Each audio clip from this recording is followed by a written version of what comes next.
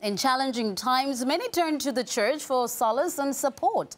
But in Britain, the growing number of atheists has led to the creation of an essentially new congregation in which religion is taken out of the equation.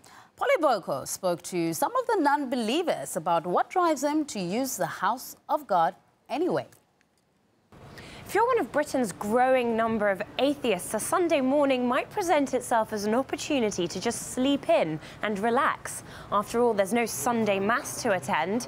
Well, not exactly. More and more of London's atheists are waking up on a Sunday morning and going to church. Sunday assembly? Don't look shy, come on in. But there's no talk of saints or sinners here. We are the Sunday Assembly. We like to think of ourselves as part foot-stomping show, part atheist church, 100% celebration of life. So that's what's happening. And it's for people who want to live better, help often, and wonder more. Living better in the Sunday Assembly sense of the term features singing,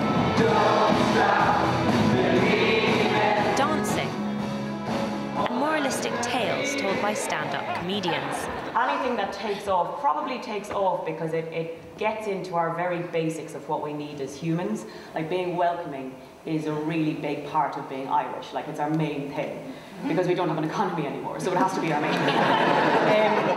And I noticed that like we're forgetting sometimes to be welcoming. Since its launch, Londoners have been clamouring to attend, with more non-worshippers turning up than can fit into the venue. I was leaving a Christmas carol service about 6 years ago and thought, you know, there's so much about this which I really love. You know, the community coming together, singing songs with people, having mulled wine afterwards. You know, that is all things you can buy. It's just a shame the God part. A quarter of Brits now describe themselves as having no religion, and that figure's going up by 750,000 annually. At the same time, Christianity is losing more than 500,000 followers a year. With trends as they are, the number of atheists is set to overtake the number of Christians by 2030. Congregations are getting older and older.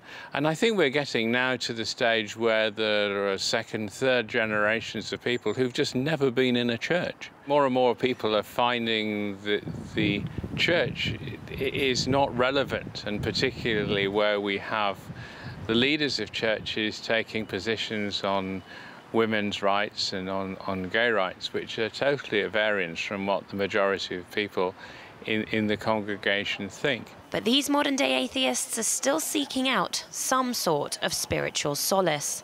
We were really shocked at how many people were here. We weren't expecting this number of people, and I think it says something about how people feel that all these people are here because they're looking for something. I thought, you know, it'd be interesting to kind of be in a group of people all having a chat about how to live our lives, which you don't kind of get except in pubs. It's odd. I haven't been in a church for a few years. First time I go back. There's no cross in there. No cross except for the first aid cross over here.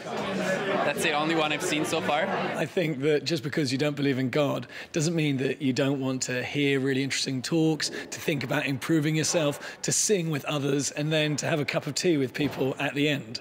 I mean, this is really all the best things about church without the one thing which I'm uncomfortable with, which is the religion part. 14.1 million Brits now describe themselves as faithless, a label that these non-worshippers feel comfortable celebrating.